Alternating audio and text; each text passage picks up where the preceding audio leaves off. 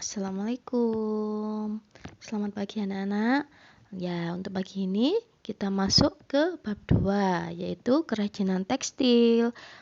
Di sini Bu Santi akan menjelaskan beberapa materi yang dibahas untuk hari ini.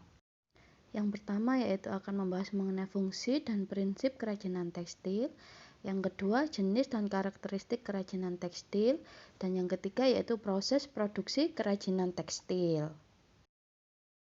Nah, anak-anak, apakah kalian sebelumnya sudah pernah mendengar istilah tekstil? Coba kalian jabarkan apa sih pengertian dari tekstil?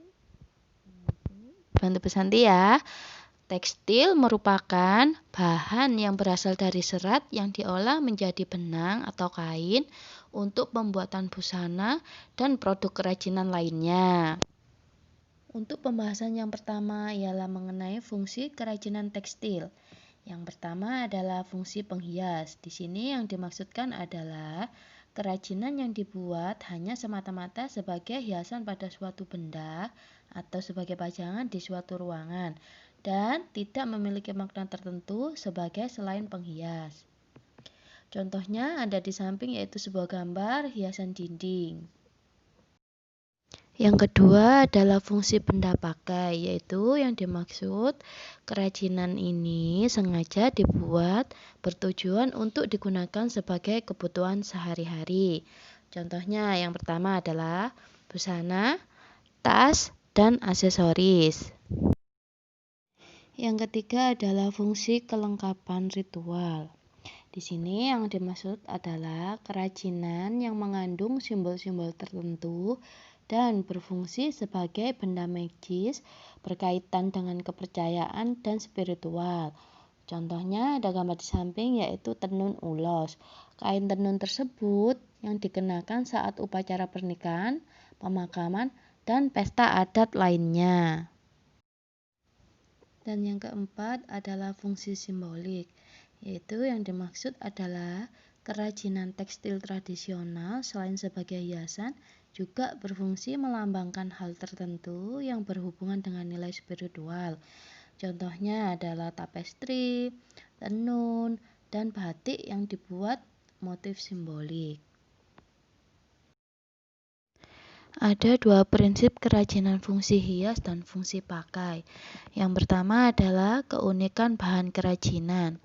Di sini yang dimaksud adalah bahan dasar yang digunakan dalam kerajinan berasal dari bahan alam buatan, bahan limbah organik, dan bahan limbah anorganik.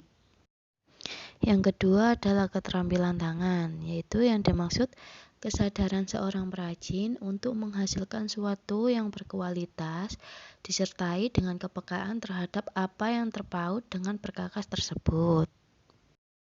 Dan selanjutnya yang ketiga yaitu unsur estetik. Yang dimaksud di sini adalah nilai estetik dalam kerajinan fungsi hias dan fungsi pakai dilihat dari bentuk warna, ragam, dan komposisi.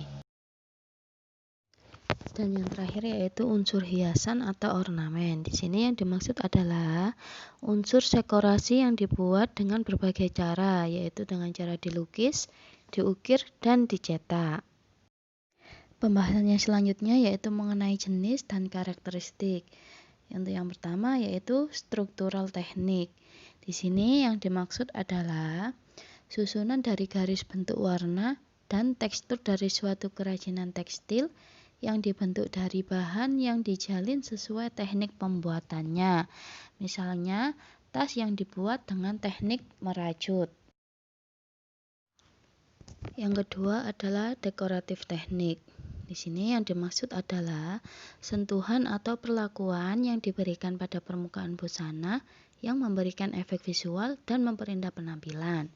Misalnya saja, tas dari kain katun yang dijahit lalu diberi hiasan dengan sulam pita. Untuk pembahasan yang terakhir yaitu mengenai proses produksi kerajinan tekstil.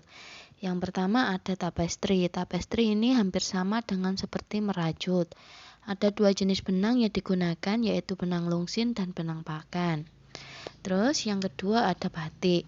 Batik ini sudah sangat umum di Indonesia dan hampir menjadi pakaian sehari-hari untuk masyarakat.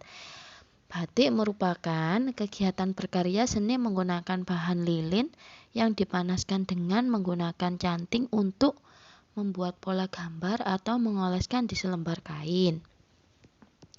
Yang ketiga yaitu ada sulam atau bordir, yaitu hiasan yang dibuat di atas permukaan kain dengan jarum jahit dan benang. Dan yang terakhir ada jahit aplikasi.